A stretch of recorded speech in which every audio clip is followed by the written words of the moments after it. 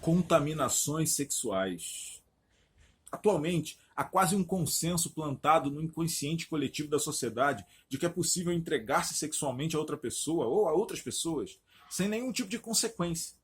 Não se dá mais nenhuma importância ao fato de que pessoas carregam em si aspectos físicos, psíquicos, psicológicos e espirituais que invariavelmente são compartilhados entre quem está envolvido em uma relação sexual. Durante o sexo, dois se tornam um, e isso vai muito além do que se pode imaginar. A intimidade sexual gera um contágio inevitável nos 4 aspectos que eu citei. Antes de continuar, vamos às escrituras. Preste atenção nos textos que eu vou citar para você aqui agora. Por isso, deixará o homem a seu pai e a sua mãe, e unir-se-á à sua mulher, e serão os dois uma só carne, e assim já não serão dois, mas uma só carne. Aqui nós encontramos em Marcos 10, 7 e 8. E o apóstolo Paulo também fala sobre isso. Ou não sabeis que o que se ajunta com a meretriz ou prostituta faz-se um corpo com ela? Porque serão, disse, dois numa só carne. Ele escreveu aos Coríntios, 1 Coríntios 6, 16. Por isso deixará o homem seu pai e sua mãe, e se unirá à sua mulher, e serão os dois numa só carne. E agora ele vai falar uma coisa nova. Grande é este mistério, digo, porém, a respeito de Cristo e da igreja. Efésios 5, 31 e 32. No primeiro texto e no terceiro fica claro que fala-se da boa consequência trazida pela mistura de corpos, mentes e almas que uma união sexual gera. Deus criou o sexo e há essa mistura, há esse mistério. No entanto, baseado no segundo texto, quando Paulo usa o texto de Gênesis, citado por Jesus, vemos que o mesmo pode ocorrer para o mal. Como no exemplo que ele citou, em unir-se a uma meretriz, a uma prostituta. Refere-se a uma relação sexual do homem com uma mulher que se prostitui. E há esse tipo de junção em uma só carne também. Concluímos então que qualquer relação sexual produz esse tipo de misterioso de troca entre dois seres humanos. Nas Escrituras, o marido, também como um símbolo de Cristo, aparece cuidando da sua esposa, símbolo da igreja, como quem cuida da sua própria carne, ou seja, de si mesmo, em uma referência clara ao fato de que os dois, de uma forma misteriosa e não totalmente compreendida pela limitada mente humana, agora são apenas um. Parecido com isso, a Bíblia nos diz que a mulher cristã santifica o marido incrédulo, e vice-versa, exatamente por causa dessa união, desse mistério que ocorre nessa união. Caso contrário, os dois ficariam impuros, é o que a Bíblia nos mostra. Um santifica o outro. Indo mais especificamente ao assunto desse vídeo, quero falar sobre as desastrosas consequências colhidas por pessoas que se entregam ao sexo fora do casamento, desviando-se da forma com que Deus planejou que ele fosse praticado e aproveitado pelos humanos.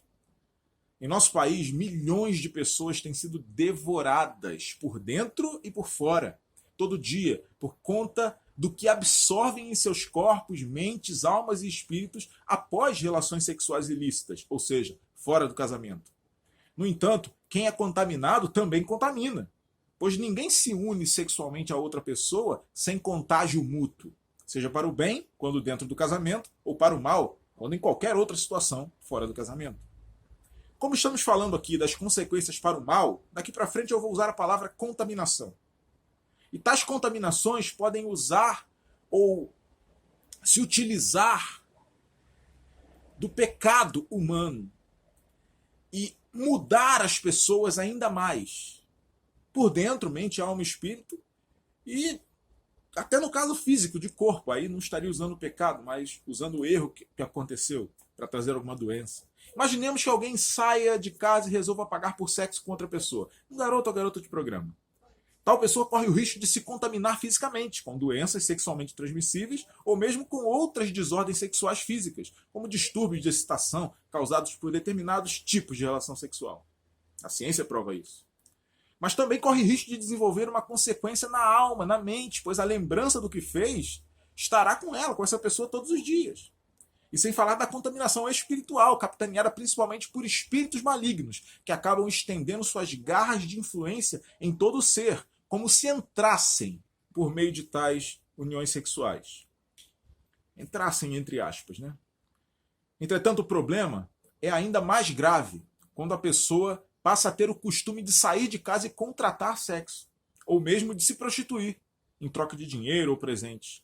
Pois não podemos esquecer que a via é de mão dupla. Nesse caso, a pessoa que está acostumada a fazer isso pode mudar de prostituta ou de garoto de programa, ou no caso de quem se prostitui, mudar de cliente quantas vezes quiser, pois isso passa a ser o menor dos problemas, já que a contaminação vai mais fundo. Vai no corpo, com o aumento da probabilidade de adquirir doenças, na mente e na alma, mas principalmente no espírito. Algo que podemos chamar de espírito de prostituição se instala na vida dessa pessoa. Tal espírito não é um demônio, mas o resultado da junção de um espírito humano pecador contaminado pela prostituição com espíritos malignos, ambos transferidos durante as uniões sexuais ilícitas. Lembre, os textos nos mostram que há uma união tanto para o bem quanto para o mal no sexo. Fica óbvio que não é só o sexo pago que gera tais consequências, no entanto. Sim, relacionamentos com encontros sexuais frequentes podem acabar aos poucos com uma pessoa, destruir uma pessoa, mesmo namoros, noivados, fora do casamento. Contudo, mesmo relações sexuais curtas e breves, que resultam em poucas ou uma só relação sexual, também podem contaminar e trazer consequências terríveis aos envolvidos. Aquela ficadinha. Falo de namoros, noivados, fora das diretrizes de Deus, relações em julgo desigual, que não necessariamente significam só uniões entre cristãos e não cristãos, ficadas, iniciadas em festas, baladas ou algo do tipo, casos extraconjugais, que trazem ainda outras consequências relativas à destruição de uma família e etc. É importante ressaltar que sexo não é apenas penetração. Relações íntimas, quando um se dá para o outro, com toques e carícias, ou as duas coisas, deliberadamente e de cunho sexual, também podem trazer as mesmas consequências, ainda que não haja a consumação do ato. Apenas o casamento, quando ao menos um dos cônjuges é cristão, apenas o casamento, quando ao menos um dos cônjuges é cristão, garante que não haja contaminação espiritual. No entanto, nem mesmo ele, o casamento, pode garantir que não haja problemas de ordem física, transmissão de doenças por conta de infidelidade psicológica, por conta de problemas emocionais e psíquica. Diversas formas de desordens que afetam a mente e, a partir dela, emanam consequências para fora, para o corpo e para a vida. De modo que só o casamento entre duas pessoas boas que amam a Deus e um ao outro, e que se respeitam entre si, anula todos esses riscos. Quando a mão de Deus está em um casamento, tudo que dali emana é para o bem e para a glória dele, refletindo inclusive a glória de Cristo e da igreja. Assim, todo contágio é de luz, é bom e é para o bem. Falei sobre o casamento de novo para propor uma reflexão. Ora, se até nele há riscos, imagine como são terríveis as consequências de relações sexuais fora dele. Embora seja verdade que o risco físico possa ser reduzido com a utilização de preservativos, por exemplo, é praticamente impossível que não haja contaminação mútua do espírito, na alma e na mente. Todo o prazer momentâneo gerado em tais relacionamentos, curtos ou longos, que geram relações sexuais ilícitas, não passa de pura ilusão, perigosa ilusão, mortal ilusão. Se pudéssemos enxergar o interior das almas, mentes e espíritos dessas pessoas, veríamos uma confusão de remendos, como um tecido cheio de retalhos, colocados como consequência das uniões de uma só carne que acumularam durante a vida com vários parceiros. Como se carregassem vários traços de personalidade, comportamento, traumas complexos, pecados e influências malignas recebidos de pessoas, de uma, de poucas ou de muitas, com as quais tiveram relação sexual uma vez ou diversas vezes, ou poucas vezes, não importa. Caso pudessem por um minuto olhar-se no espelho e ver isso, essas pessoas ficariam aterrorizadas e jamais repetiriam tais comportamentos, eu tenho certeza. No entanto, não é preciso que se enxerguem em um espelho para que percebam. É preciso olhar para as Escrituras. Influências demoníacas que induzem a comportamentos cada vez mais inclinados a vários tipos de maldade, sentimentos estranhos na alma que não faziam parte de quem a pessoa era antes de se entregar a esses atos. Pensamentos e comportamentos subsequentes que foram sendo adquiridos pelo caminho, de transa em transa, além de doenças sexualmente transmissíveis ou outros distúrbios sexuais. O carro passou aqui, mas eu não vou parar. Não. Tudo isso engloba o aspecto físico, mental, e ao mesmo tempo, né, como só conseguir se excitar com algum tipo específico de perversão sexual. Essas coisas podem acontecer. Quando isso está na vida da pessoa, não precisa ver num espelho mágico, ela está vendo que tem uma consequência ali. Quando Deus nos instrui a guardar a santidade desde a juventude, deixando de lado as tentações que fatalmente culminarão em relações sexuais ilícitas, os jovens por aí que digam, ele não está sendo moralista, pois Deus não pensa nisso como nós pensamos. Ele está, na verdade, cuidando da saúde do nosso ser em todos os aspectos, físico, mental e espiritual. Como Deus, ele conhece suas criaturas, portanto, também sabe sobre as consequências das quais acabei de falar. Ora, se você olha para uma criança prestes a colocar o dedo na tomada, ainda que ela esteja achando muito divertida aquela brincadeira, você não vai advertir a criança? Como esperar que o Deus que nos ama, a todos nós, não tente de todas as formas avisar-nos e advertir-nos para que não façamos algo que trará tanta dor e angústia? A falta de pureza sexual não é apenas algo imoral, na verdade é algo que adoece e mata aos poucos todo ser. Basta que olhemos para todos os lados e vejamos como as pessoas parecem já ter se acostumado a serem infelizes, sofridas, complexadas, suscetíveis a serem objetos ou a usarem outros como objetos. Facilmente influenciadas, confusas, amigas das trevas, acometidas de diversos comportamentos, sentimentos e pensamentos que originalmente não faziam parte delas mesmas. Elas não eram assim, ficaram assim depois de tanta contaminação. Não quero parecer só mais um moralista religioso. Contudo, ao gravar esse vídeo, não posso deixar de alertar as pessoas do quão séria é qualquer união sexual.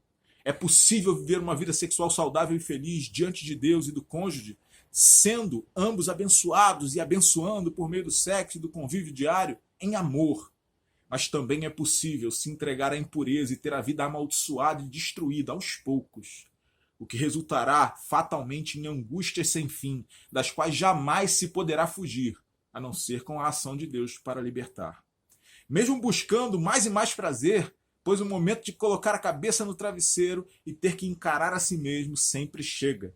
Seja na hora de dormir, ou mesmo depois que o clímax se passa e por alguns segundos, algo do tipo assim passa na cabeça. O que eu estou fazendo aqui? Muitas pessoas me relatam isso em atendimentos pastorais. Ou pensam, por que eu fiz isso? Isso fica martelando a mente, fere, adoece a alma, sem deixar de enegrecer também o espírito e ser perigo para o corpo. O melhor é não se contaminar, é passar pela vida sem receber esses remendos no ser. Contudo, para os que já os têm, viveram uma vida antes de se converterem, desde que estejam vivos, há esperança. A graça de Deus está pronta a atuar e salvar os que se arrependem e creem no Evangelho. O amor de Deus perdoa-os. O Espírito Santo de Deus liberta e purifica seus espíritos e também pode ajudar a curar suas almas e mentes. Para isso é necessário, em primeiro lugar, que se abandone o pecado, deixando a impureza no passado, olhando para frente e tendo certeza de que em Cristo tudo se fez novo. É preciso receber a atuação do amor de Cristo que limpa e cura. Contudo, há coisas que a pessoa deve fazer por si mesma.